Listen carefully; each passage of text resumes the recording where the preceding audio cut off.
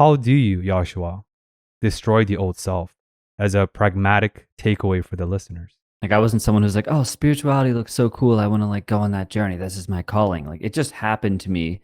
And everything and everywhere I looked, like everything was bullshit and everything wanted to burn to the ground. So I just had to do it and question everything beyond like anything that I didn't even think. It was just like, oh, these are assumptions that I had. I had to question them. So I think there is a huge process that can involve journaling and writing down ideas and thoughts. And then there's also your body too, right? Because we have our mind that's like, has all these thoughts and ideas, and then our body is also conditioned in a way. The way that we stand, the way that we move, the beliefs that we have about how we can heal or not heal ourselves. So I just continually question everything. And what I've seen is like we have this moment, like awakening is actually pretty simple, and I think it's pretty commonplace. But most people you would never know because they have some kind of awakening and then they think they're crazy or they don't want to tell anybody, so they don't think that they're crazy. But awakening just kind of happens. It's like there's a feeling where you realize in life that things aren't the way that they seem. And we get clues everywhere. So I think we have this moment where we wake up and we see that life wasn't the way that we thought it was. And then from there, you can spend your life adjusting to that. So when I look at, to go back to the spiritual thing, when I look at spiritual practices, take somebody who like meditates. If you felt really called, you could spend 10 hours a day meditating and you could get really good at it and be really slow and silent and still and peaceful. And somebody might see that person as more enlightened, as if there's like a scale of enlightenment is more or less, right? But that's just a skill and a tool that you can develop that may or may not be important to you. So what happens is you see a lot of people that are maybe gurus and there's these assumptions of who they are because a certain way and they talk a certain way. It's like, but these are just other characters that we can sort of create. And so once you've woken up and realized that everything is this illusion, everything is meaning making, well, then you can create whatever meaning you want. But in the undercurrent, you know that it could change at any moment, and that's okay. Because there's nothing wrong to me with slipping into a character, playing a character, but it's whether we believe ourselves to be that character or not that changes everything. Yeah, that reminds me of what a meditation teacher, Emily Fletcher, said. She talks about the point of meditation is not to be good at meditation, but to improve your life. And I think a lot of us have this misconceptions that, oh, you have to get to a certain place through certain vehicles, but then the journey is what matters, not really the destinations. And of course, that's a trope, right? But for any saying to withstand the test of time for eons and thousands of years, that's truth. But people don't like truth. People like to overcomplicate things at times. And that's actually where facts come in. Facts are not truth. And I think in our world right now, somebody says, well, like so and so believes this, or the leading theory right now, or it's been proven. And those things might have value, but we can't forget that things are always disproven. So how can we live in a state right now believing something and then also knowing that in a month, if it's disproven, well, then what does that mean? So it's the same kind of idea. Like I can know something about myself and be so clear on it. But if in a month I discover that actually that doesn't serve me anymore, or that practice or that idea wasn't true, it's like, cool, let it go. Because everything is symbolic, nothing's solid, everything is transient.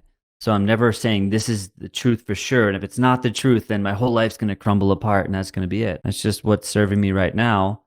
Same with practices. People are like, what's your morning practice? It changes all the time. I'm not someone who's like, I need to wake up and I need to drink this thing at this time and do this thing. And it's like every day I wake up and I tune into what feels right. And there are days where I sleep longer and there are days where I'm up at 4 a.m. and I'm, doing movement and all kinds of stuff because I'm just tuning into what wants to be served in that moment for myself.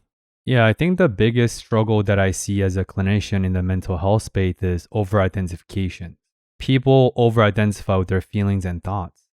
And there's a saying going around on the web now that says perception is reality. That's simply false. Perception is perception and reality is reality because our perceptions are often distorted based on our trigger points, unattended trauma, emotionality, X, Y, and Z. Any thoughts there for you? Yeah, actually something that's been coming up a lot recently, and I'm curious your perspective on it in the psychotherapeutic world, is I think there's nothing wrong with identifying. Let's say like you're the victim, you're a survivor of something, traumatic experience. I think there's nothing wrong with identifying as that experience because it allows us to embody it, to go through it, to work through it.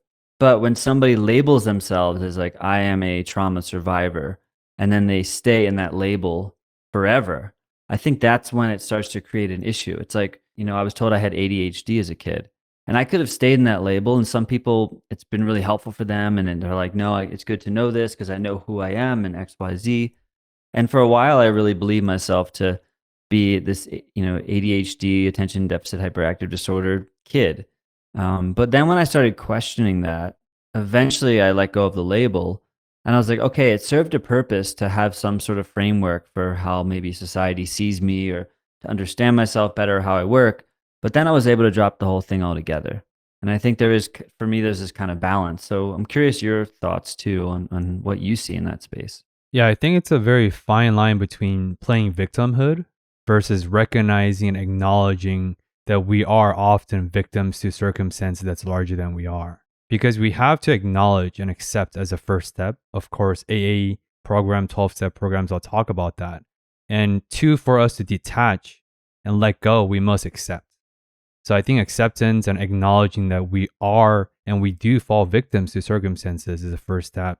But then, as you said, if you over-identify and if you confine of who you are and the essence of who you are to that victimhood, then I think that's when water gets really muddy, and that's when you get disempowered and you're giving the power away. Because how can you change if you're not the cause, but the world is at fault? That's what playing victim is, right? It's everyone else's fault except mine. And this may come off as controversial, but once again, it's truth, where when bad things happen to us, it's seldomly our fault, but it is our responsibility. And that's what I mean by own up to our health and life. And we have to own up to it because no one else cares about your life except your own. I love that my friend Eric says, we both love like breaking words down, and responsibility is a word people just throw out. And we kind of just we just know it almost from a subconscious perspective. But the word responsibility, our ability to respond, it's just so simple, right? But the responsibility is not something we have to take on, but it's our ability to respond to how things have happened, which there's so much power in that. Yeah, it's not easy though. What we're saying is simple, but it's not easy. Hey Seekers, if you enjoyed watching that short clip, I strongly recommend clicking here for the full-length episode. Here's to discovering more valuable life stories with practical mental health insights. Thank you for watching, and until next time, peace